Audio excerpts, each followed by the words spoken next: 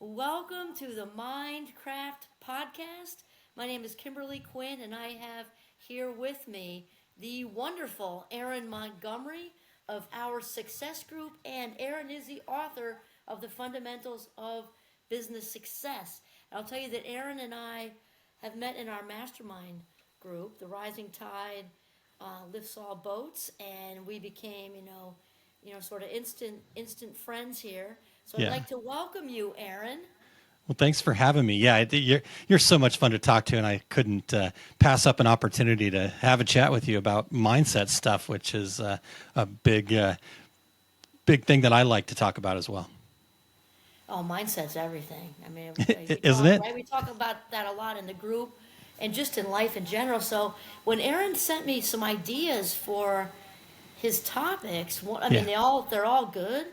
And one of them that really kind of jumped right off the screen to me was the idea of flipping the script on hustle culture. You want to tell us something about that, Aaron?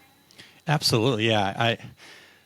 I was of that mindset that I just had to work harder, and I got into I don't know. We kind of jokingly in my little circle kind of call them the bro marketer world, where you have to grind. Let's 10x everything, and I understand it, right? We do need to take action, but I just didn't feel like I was getting anywhere, and was feeling more overwhelmed and more just behind because I wasn't, was I outworking everybody else? I don't know, right? And it became this competition, and so then I wasn't collaborating with anybody, and so it just this whole idea came to me with this like, wait a second, what if we flip that script, right? What if we started looking at clarity and purpose and mindset and come from that place and then see what happens. And it was kind of like greasing the rails when I made that shift in my brain.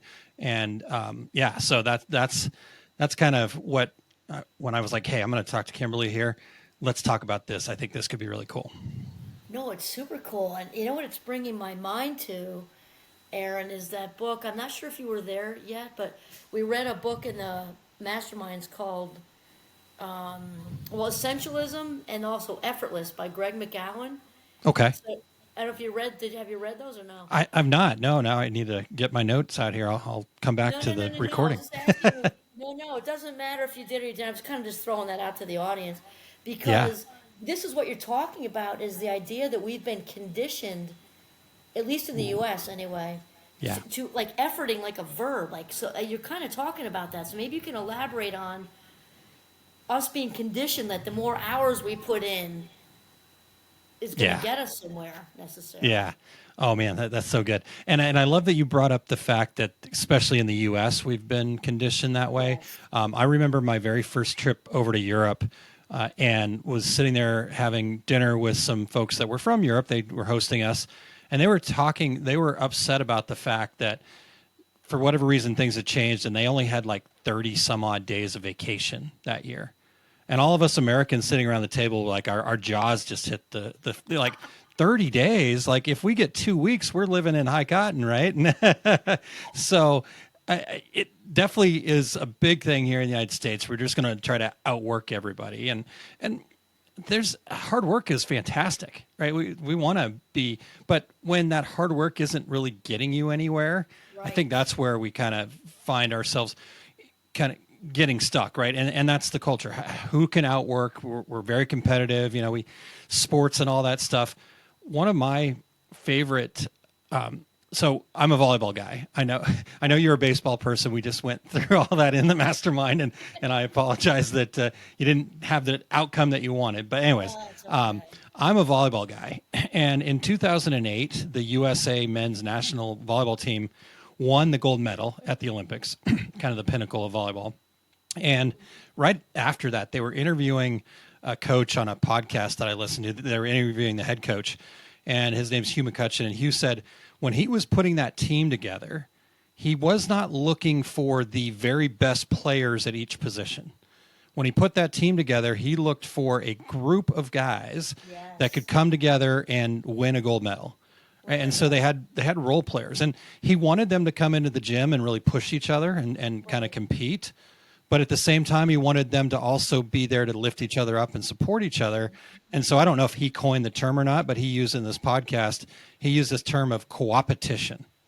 And I and like I that. I was just blown away by that because one of my strengths is actually competition, and I didn't really understand what that meant for a long time. I really did think it was all about I'd have to work harder and just get myself to a point where, I was better than everybody else. But that never felt good. It never felt right. Right. The times where I would kind of compete with somebody that was also at a higher level and we were both doing well, playing volleyball or whatever it was, it always felt better when we were both and it didn't really matter who won as long as we were putting in our best effort. And so I think that's when I think about hustle culture and where that takes us and where that drives us, it makes me think of that, right? How do we flip the mindset to be more about co-opetition, right? Being proud of what we put out there, but doing it in a collaborative fashion and in alignment with our mindset and who we are and what's important for us. I really like that, Aaron. It actually took me to my husband and I were watching the movie Miracle the other night with the 80s hockey team. It's really similar, right? Because Yeah, they both absolutely. wanted, the guys were going to gel, not just who outworked whoever, you know? Yeah. Yeah. Yeah. And what else was I thinking of here? The competition. I really love that. So I liked also how you brought in the fact that the good old U.S. of A., which we love, is very individualized, right? It's an individualized society, so it is different than other cultures. The go go go, climb the ladder, Yep. do all the things, Yep. right, to get to the top. So how do you think? Because I love this, Aaron, about flipping the script and shifting out of hustle culture. How do you think maybe we would go about that? Yeah. Yeah. Yeah, that was definitely the big question once I started realizing these things. Like, how do we do this? And I think going back to what you said with the fact that we're kind of ingrained with this idea and it's kind of pushed, it's kind of part of our cultural norm. I think the best way to get out of it is to shift to what I would call an uncommon mindset. We just have to be willing to think differently. I'm not saying we have to be the rebel and go against all of the things. Like I'm a rule follower. It has nothing to do with that. What I'm talking about is being willing to say, well, why? Okay, I understand that that's the way that this has been done, or this is the way that you're supposed to get, you need to go out and go to college and get, white picket fence and the whole nine. But at any point during that process, do you stop and ask why?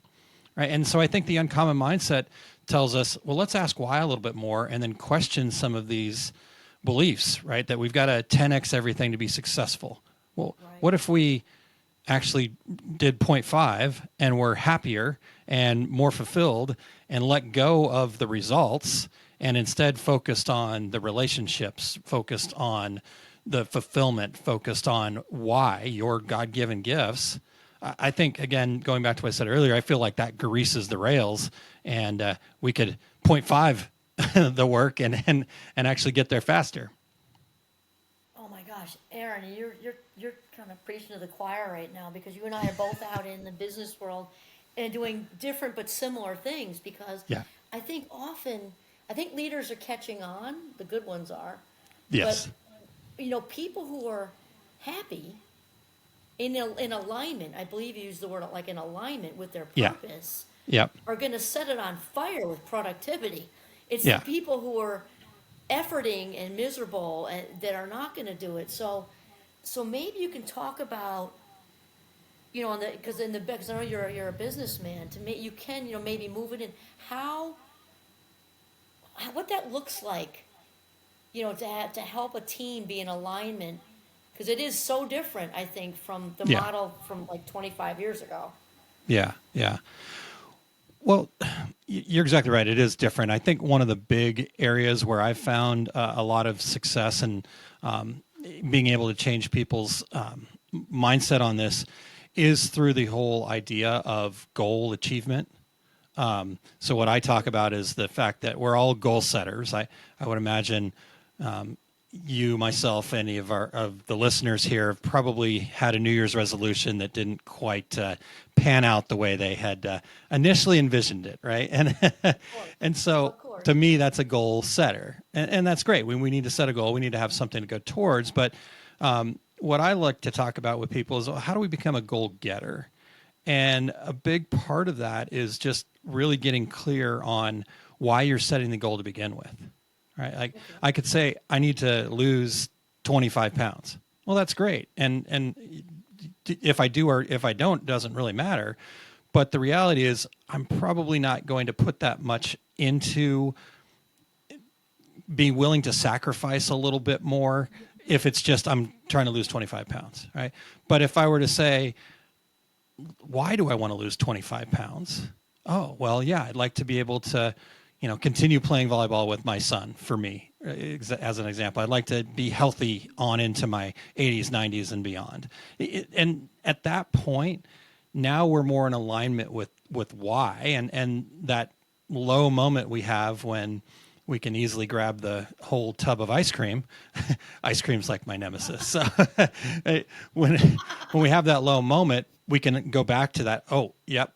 Okay. It's not about losing 25 pounds. It's about this vision I have of, 5 years, 10 years down the road, still being able to play volleyball while my son's at his peak, right? Kind of thing, or something. That's just the story for me. But I think that's really kind of how I would look at it, is how do we kind of get in alignment and ask more of those why questions as to why we're doing the things that we're doing. I absolutely love this, Aaron, because I'll tell you, two different people in our group are coming to my mind right now. One is Jeremy, and I don't know if you know him because he hasn't I do. passed in a while, but Jeremy, there's like three Jeremys. So he's the one who did the whole thing on you can't hate yourself to thin. You got to love yourself to thin, but the whole thing Okay, is no, that use- different I know Jeremy then. I was thinking of somebody else. different A Jeremy, different no, one. but it's very Yeah. related to what you're saying, and it can expand for listeners to other things. Because what you're talking about here, which also Jake, who runs the mastermind group, talks about a lot, is shifting instead of from like a to-do list, which is similar to what you're saying, Yeah. to your why, which is the outcome. So shifting from to-do to just lose weight, skip the snacks, don't eat after 5 o'clock, instead of shifting to an outcome, which is the longevity to be with my son. Yep. And that can be different examples, right? But we're shifting out of just the bullet points Yeah. to shifting Exactly. into the part that's going to actually keep the weight off. Exactly. And along with that too, when we are thinking from that bigger picture perspective, what that does for us is that allows that goal to not be so fixed, right? And not be so like, oh, I'm not there tomorrow, therefore I need to beat myself up and be really Right. frustrated and upset. Because when we have that bigger picture goal, then it acts more like a North Star as opposed to a destination. And we can say, oh, yep, I see the North Star. Now I can just let it go and let it be up there. Kind of, if I get off track, I can put my eyes back up to it. But I can then now put my vision down into what I want to accomplish, and I've let go of the outcomes. And now the outcomes become nothing more than just feedback or data that I can utilize to make adjustments.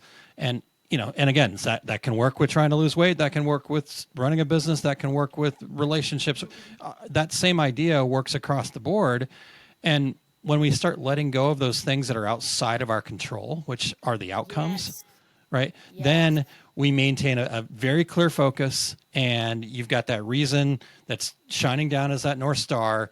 And it just makes life so much easier. You've got so much less stress and anxiety and worry when you let go of those things outside of your control. Oh my God, Aaron, I love this. You're throwing a ton of wisdom bombs at me too, because I really like this. And I'm also thinking of, which I know we've heard a lot the last couple of weeks, but Wayne Dyer's definition of failure, which is Yes. that it doesn't exist at all. It's the same to what you just said, basically. Yeah. Just that we're just human beings moving around on this earth producing results. There's no, failure, success. It's just you did this thing and that happened, you did this thing Yep. and that happened, and it's a success or it's a learning experience, right? Yeah, exactly. You know, Yep. In fact, I think that even came up today in our call today. It is that whole idea of there is no challenges or failures, right? There's only wins and lessons, is what Jake said today. So that was pretty awesome.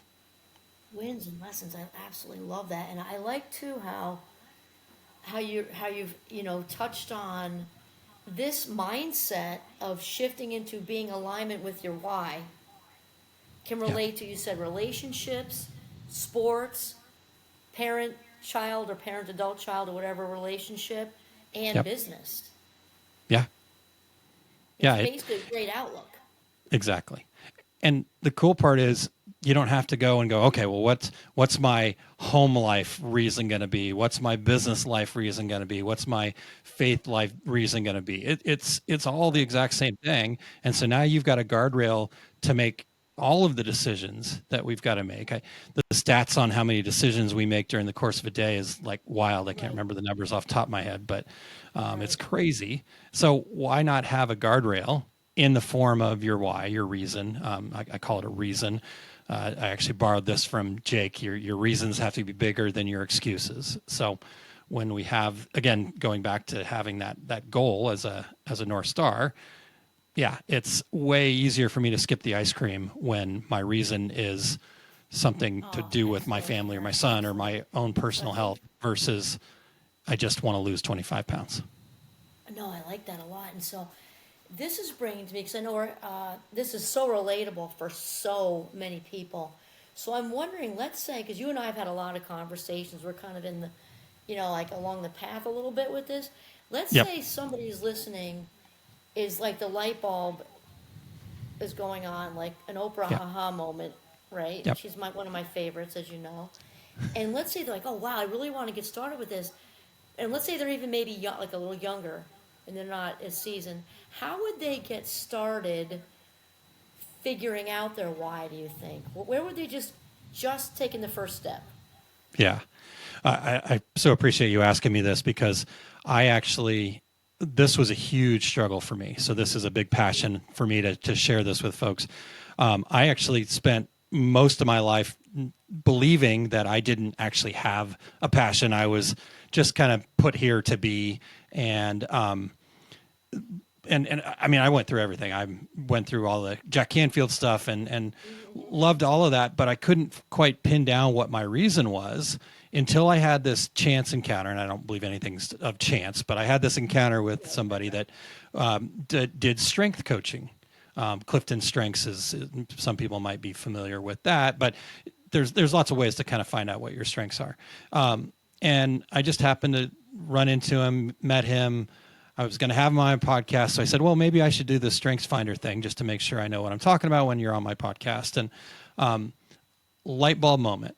Once I did that, once we started talking about it, I realized that my purpose was directly related to the strengths.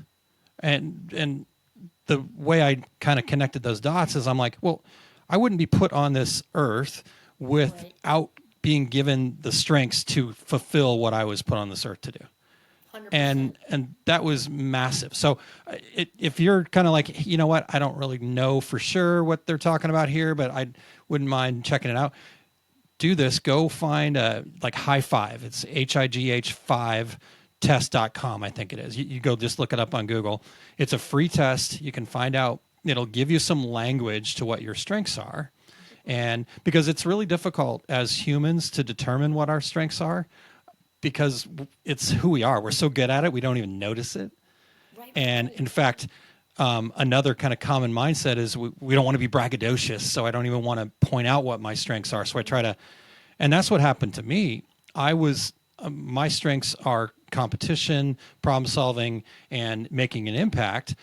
And I was like, oh my gosh, I'm an egotistical jerk. And I'm like, but that's not who I am. And what I realized was I was trying to suppress those things. And in doing so, I lost my purpose. And so by understanding what those were and getting language to it and being able to have better understanding of what that actually meant for me, then it opened up the whole world. And ever since I figured that out about 5 years ago, just been on fire trying to share my passion with the world. Oh my God, Aaron, that was really good because I'm also thinking that's true for everybody and possibly, I don't know because I've only been female, but maybe more true for men even. So the fact that you were able to say that, I think is really, really wonderfully strong and relatable for also any of our male listeners who are listening. Yeah, yeah.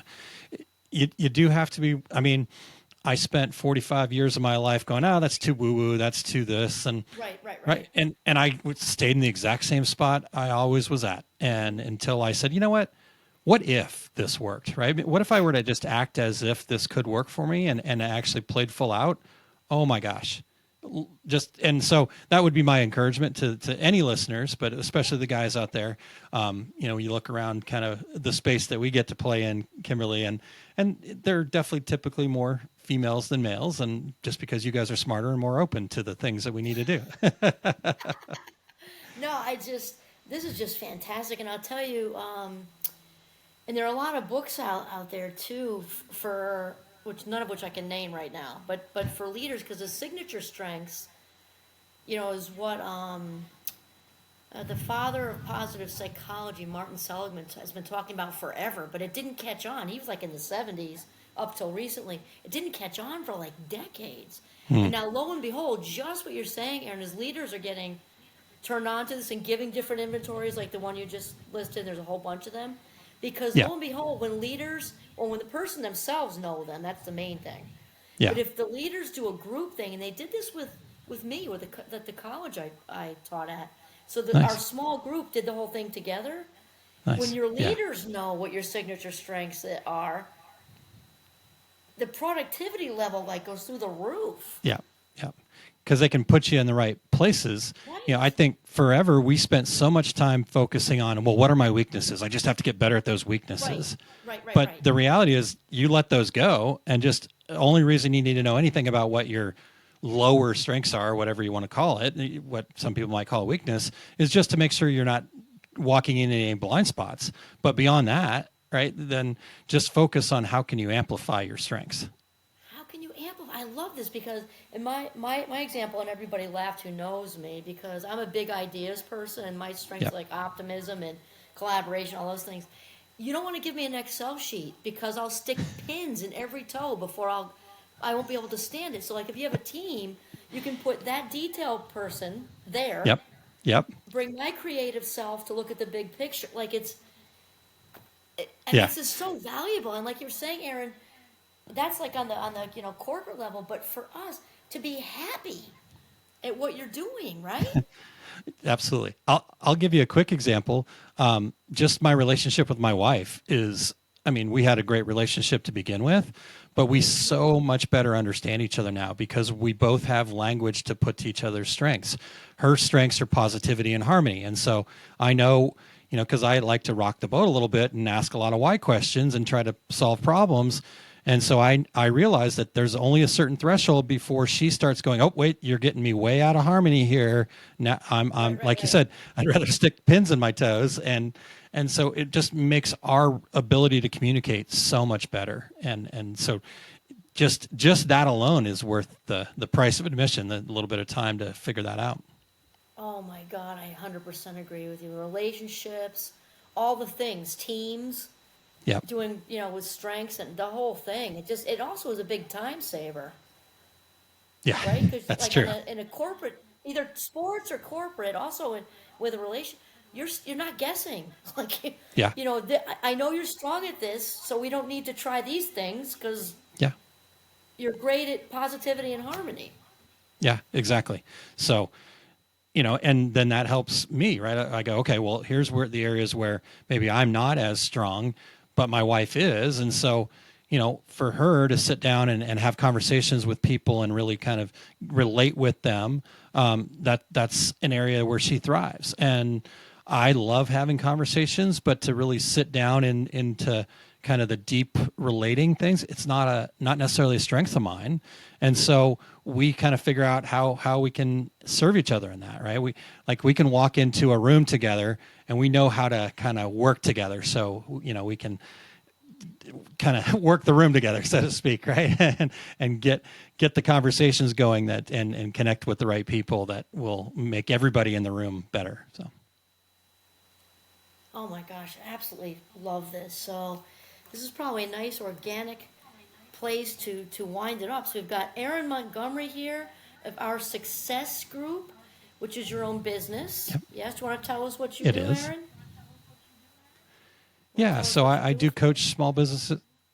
Yeah, absolutely. I coach small businesses, and we get to work on their why. We get to align and then create a foundation that matches up with that. So, foundation, everything from setting your goals to your plan, action plans, to then how do you go out and implement that.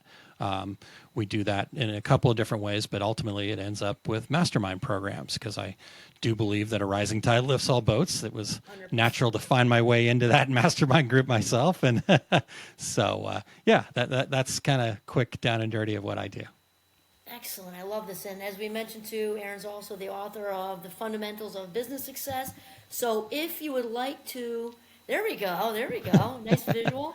If you'd like to, have some further conversations with Aaron or invite him into your business or coaching, any of the things, then all of Aaron's information will be right below this podcast. And please go ahead and reach out. So I'd like to say, Aaron, a big thank you for being here with us today. Awesome. Thank you. It was a great time, and I loved talking about this with you. Excellent.